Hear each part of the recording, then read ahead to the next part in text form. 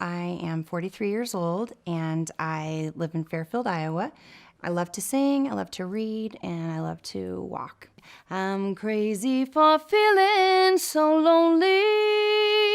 I could do a big lung, but I won't. And I'm a first grade teacher, and I've been teaching since 1999. I have 2 children and a stepdaughter.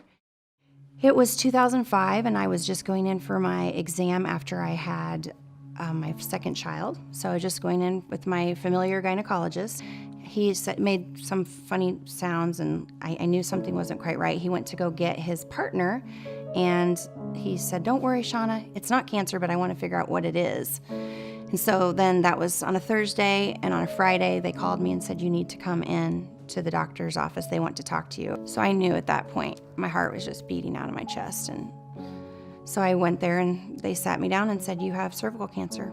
When I first started treatment, when I walked into the University of Iowa and I went into the actual area where everybody, they're missing their hair, they're wearing scarves and things, I remember I went in the bathroom and cried, and I kept saying, "I'm not supposed to be here. I'm not supposed to be sick." I received the phone call from the gynecologist that I had cancer in the middle of the afternoon when I was at work. I didn't want to bug my parents, but the first people I wanted to tell was my mom, because she has a nursing background. And I wanted her to tell me that, no, it's gonna be fine, and reassure me. So, but I didn't want to bug them during work. So I hung up the phone and I went outside and just kind of walked around the building for a few minutes just to, gather my thoughts and think about what this person just told me on the phone. So I finished the work day and then I drove over to my parents' house and talked to my mom, and my mom was great. She was just didn't act shocked or anything. She just was like, "Okay, well, let's go to this appointment tomorrow and let's see what he says, and then we'll go from there. And until then, don't worry about it because we don't know." And so in a matter of 4 days, I had 3 exams from 3 different doctors, and ultimately then was told that, yes, I have cancer. And it was just kind of this whirlwind of, wait, what? I was just trying to renew my prescription, and now I'm going to be going down this path? Nearly every case of cervical cancer is caused by HPV. I don't think everybody completely understands the virus. They don't necessarily understand how common it is. It also causes various other kinds of cancer. Head and neck cancers in males and females. It causes anal cancers is one, penile cancers is another. In fact, out of all the cancers that are caused by HPV, a good third of them are in males. When I first found out it was penile cancer, we did half an amputation. 3 weeks later, they dissected the lymph nodes from my groin. About a year after that, we found out that the cancer had returned to my penis. I had a full amputation. It's been a rough road for about 5 years now.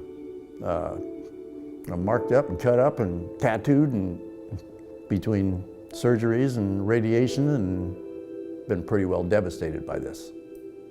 When I got the diagnosis from the doc, initially the ENT, he shared with us at that point, I had throat cancer, and that was the first time I'd heard HPV-16 derived throat cancer.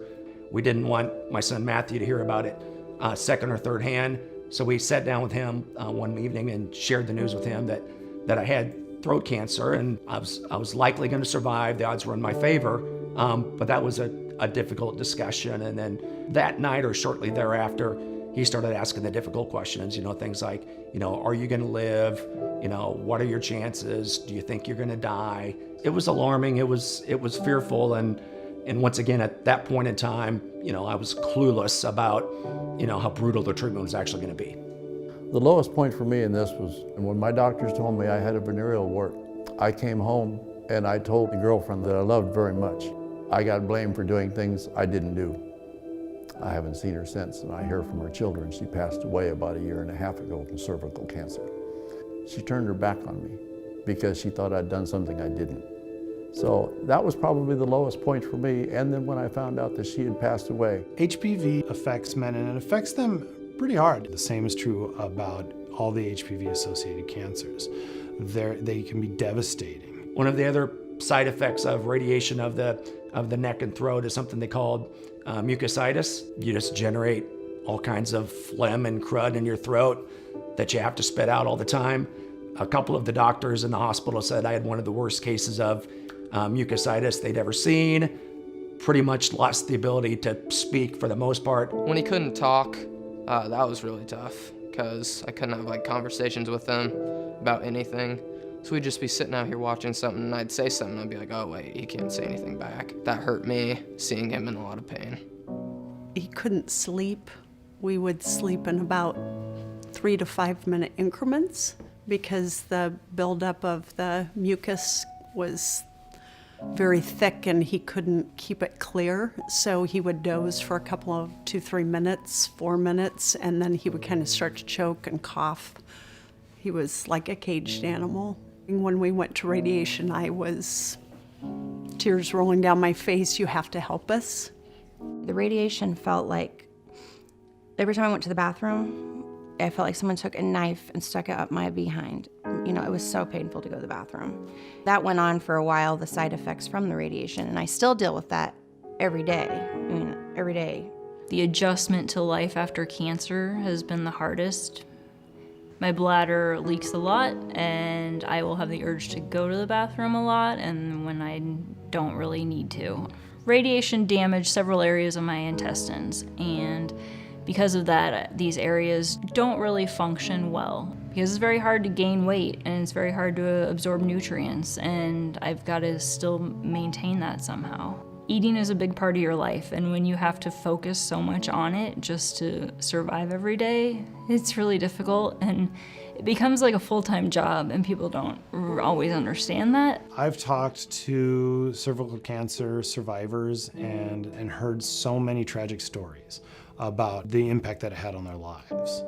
It affects their relationships, it affects their feelings of self-worth, it affects their ability and their dreams. My son was 9 months old, and I remember thinking, I'm a teacher, I'll have at least another month or two of summer to spend with him and enjoy him before he's a year old.